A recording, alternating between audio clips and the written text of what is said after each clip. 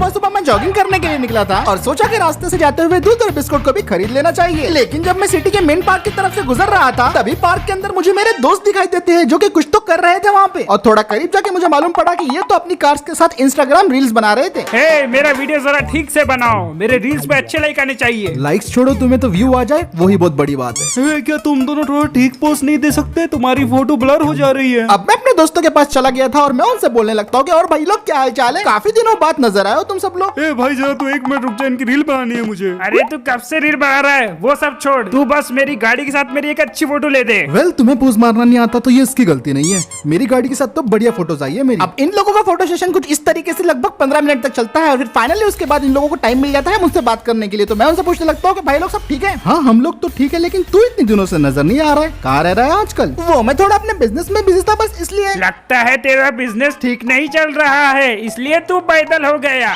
ये सुन के मैं अपने दोस्त को बोलने लगता हूँ कि भाई वो तो मैं जॉगिंग कर रहा था, वरना मेरे पास भी बहुत सारी कार्स हैं। और ऐसे ही बातें करते करते मेरी नजर जाती है अपने दोस्तों की नई नवेली गाड़ियों पर। इन दोनों ने तो भाई नई नवेली देसी गाड़ियों को परचेज कर लिया था। एक ने खरीद ली थी टाटा की कर्व, जबकि दूसरे ने खरीदी थी महिंद्रा की XCV 9e। अरे वाह भाई, तुमने ये गाड़ियाँ कब खरीद ली? पूरे 4 हफ्ते हो गए इसे खरीदे हुए। तुम्हें कैसी लगी दोस्त? तुम्हारी कर्व तो काफी शानदार है। और जब्बार, तुमने कब खरीदी? मेरी XCV को इसे तो सिर्फ 10 दिन हुए हैं। भाई ये तो काफी ब्रांड न्यू हो गई। यार मैं तो खरीदने में नहीं वाला था, लेकिन जुनैद इतनी जिद कर रहा था तो मुझे खरीदना पड़ा। पर जब बार तूने इलेक्ट्रिक गाड़ी लेके गलती कर दी। जब तक पेट्रोल की गाड़ी का आवाज कान में ना जाए ना, मजा नहीं आता। बात तो तुम सही कह रहे हो भाई, लेकिन मैं भी इन दिनों सोच रहा था कि मुझे भी एक इलेक्ट्रिक गाड़ी ले ही लेनी चाहिए। हाँ दोस्त यार, इलेक्ट्रिक गाड़ी के बहुत फायदे हैं, मुझे तो बढ़िया रेंज मिल रही है। ना ना ना, मेरे लिए तो पेट्रोल ही बेस्ट है। भाई मैं भी नई गाड़ी का सोच रहा था, पर मैं ट्रक उठा लिया यार। पर मेरा सिग्नल मुझे अच्छा कमा के दे रहा है। तो मूसा, तू गाड़ी लेने का पक्का सोच रहा है क्या? तो ये सुन के मैं उसे बोलता हूँ कि हाँ भाई मैं सोच तो रहा हूँ गाड़ी लेने का। तो भाई चलो ना थोड़ा सा शोरूम में चक्कर लगा के आते हैं। शोरूम भाई, लेकिन मैं तो जॉगिंग के लिए निकला था ना। अरे भाई चेक तो कर ले, बस घूम के आएंगे, गाड़ी खरीदना थोड़ी है। अरे जॉगिंग वॉगिंग तो होते रहेंगी, थोड़ा घूम के आते हैं आज। चल तू मेरी गाड़ी में बैठ। पहले तो मैंने उन लोगों को काफी मना किया, लेकिन वो लोग मेरी बात मान ही नहीं रहे थे, तो इसलिए मैं फाइनली उनकी गाड़ी के अंदर बैठ जाता हूँ। लेकिन कुछ रीजंस की वजह से ये गाड़ी तो मैं ही चलाने वाला था। और फिर उसके बाद हम अपनी अपनी गाड़ियों को लेके वहाँ से निकल पड़ते हैं सीधा शोरूम की तरफ। अब क्योंकि इन दिनों सिटी के अंदर काफी ट्रैफिक बढ़ चुका था, तो इसलिए मैं अपने लिए कोई कॉम्पैक्ट SUV लेने का सोच रहा था। मेरे दोस्त तो बोल रहे थे कि हमें तो महिंद्रा की शोरूम ही जाना चाहिए और महिंद्रा की नई नवेली गाड़ियों की टेस्ट ड्राइव करनी चाहिए। इसीलिए हम पहुंच गए थे महिंद्रा के शोरूम में। वहाँ पहुंचने के बाद हम सारे दोस्त गाड़ियों से उतर जाते हैं और मैनेजर को बोलने लगते हैं कि भाई न्यूली लॉन्च कार्स दिखाओ, हो सके तो 3XO ही दिखा दो। तो फिर हमारी ऐसी सारी बातें सुनने के बाद मैनेजर वहाँ का हमें बोलने लगता है, अरे सर, लगता है आपको पिछले एपिसोड में 2 करोड़ रुपए मिल गए हैं। शायद पूरा शोरूम खरीद लोगे आज। अरे मैनेजर साहब गाड़ी दिखाओ ना, ये पर्सनल बातें क्यों कर रहे हो? अरे सर, बात बात पे ज्ञान बांटना मेरा फर्ज है, इसलिए फिर भी बता देता हूँ आपको कौन कौन से गाड़ियाँ है। देखो हमारे पास XCV है, थार है, स्कॉर्पियो है, स्कॉर्पियो NB है, बुलेरो है, बुलेरो नियो है, और सेकंड हैंड चाहिए तो वो भी है। बोलिए आपको कौन सी चाहिए? अपने पास सारे महिंद्रा की गाड़ियाँ अवेलेबल है। उसकी ये बात सुनने के बाद मैं उसे बोलने लगता हूँ कि भाई ये तो 2021-22 की गाड़ी है। अरे कुछ नया मॉडल बता ना मेरी तरह। क्या बोल रहा है तू? नया मॉडल है? अबे मेरे हिसाब से तो विंटेज मॉडल है, विंटेज। मैनेजर साहब थोड़ी न्यूली लॉन्च गाड़ी बताइए ना, 24-25 की। अगर ऐसी बात है तो उसके लिए आपको चलना पड़ेगा मेरे साथ पीछे। अब वो मैनेजर मुझे और मेरे दोस्तों को शोरूम के पीछे वाले एरिया में ले जाने लगता है। सर ये थोड़ी स्पेशल गाड़ी है और इसका एक ही पीस हमारे पास अवेलेबल है, शायद आपको पसंद आ जाए। ये रही।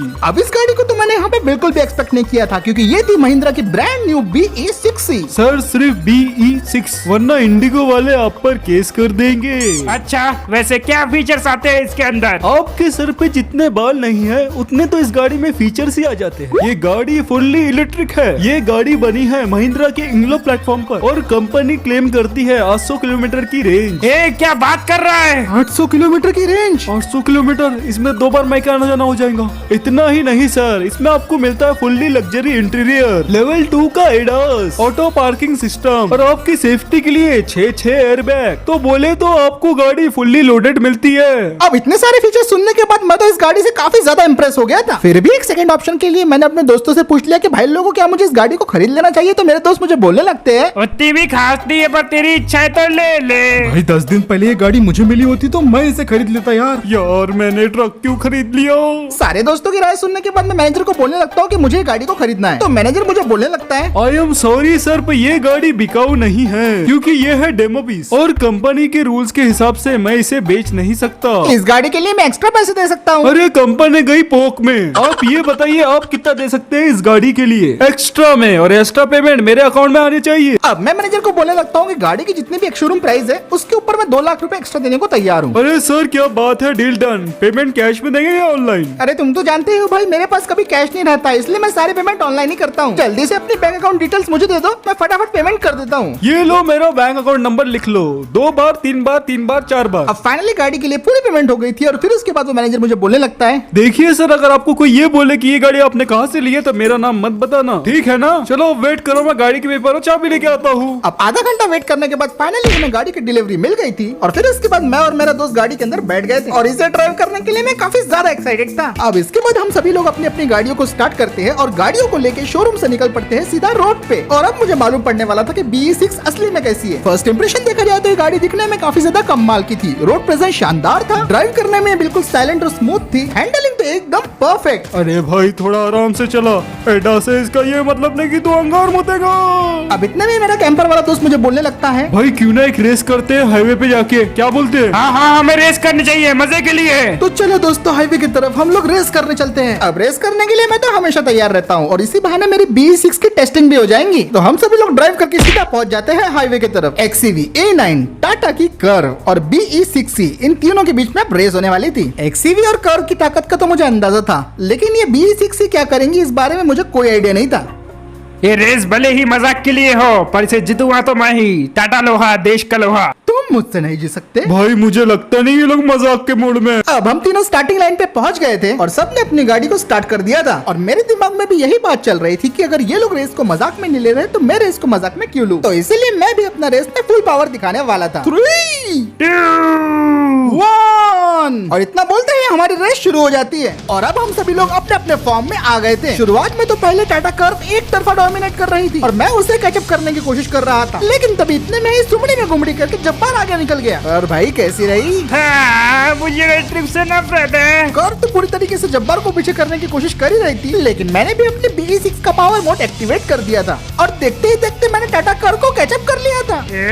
ये इलेक्ट्रिक गाड़ा मुझसे कैसे आगे निकल रहे हैं? बहुत अच्छे, तुमने कमाल कर दिया। सेकंड नंबर पे मैं चल रहा था और जब्बार को पीछे करना ही बाकी रह गया था। ये रेस तो तू नहीं जीतेगा रे। मैं जब्बार के काफी करीब पहुंच गया था और मैं किसी भी पल उसको पीछे करने वाला था। भाई करते रहे करते रहे। अब मैं किसी तरह अपनी टैक्टिक्स का इस्तेमाल करके जब्बार से आगे निकलने की कोशिश कर रहा था, लेकिन अब वो अपनी हरकतों पे उतर आया था। जैसे ही जब्बार को लगा कि मैं उसे ओवरटेक करने वाला हूँ, वो जानबूझ के खुद की गाड़ी को मेरे सामने लाने लगा। आज नहीं दोस्त, वो मुझे ओवरटेक करने का कोई भी मौका नहीं दे रहा था और फिलहाल अभी हम दोनों के बीच में कांटे की टक्कर चल रही थी। कभी मैं आगे हो रहा था तो कभी वो, और इसने भी अपनी XCV का पावर मोड शुरू कर दिया था। तो यहाँ पे मैंने एक खेल खेला, मैंने उसे एहसास दिलाया कि मैं पीछे हो रहा हूँ जानबूझ के। और जब जब्बार को लगा कि उसे मुझसे डरने की कोई जरूरत नहीं है, बस उसी वक्त मैंने अपना कमाल दिखाया और अपनी गाड़ी से मैंने उसे फाइनली ओवरटेक कर ही लिया।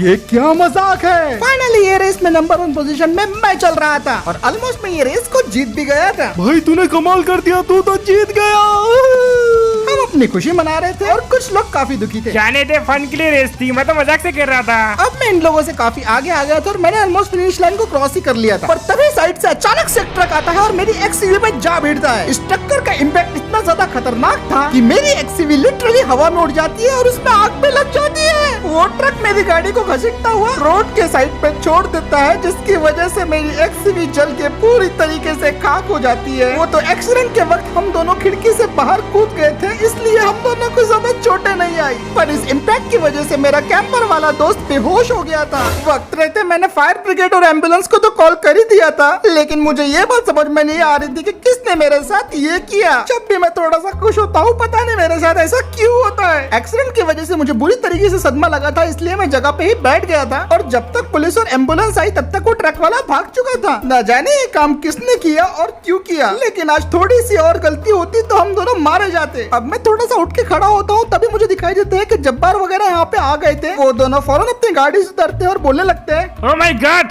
ये क्या हो गया, क्या हुआ रे?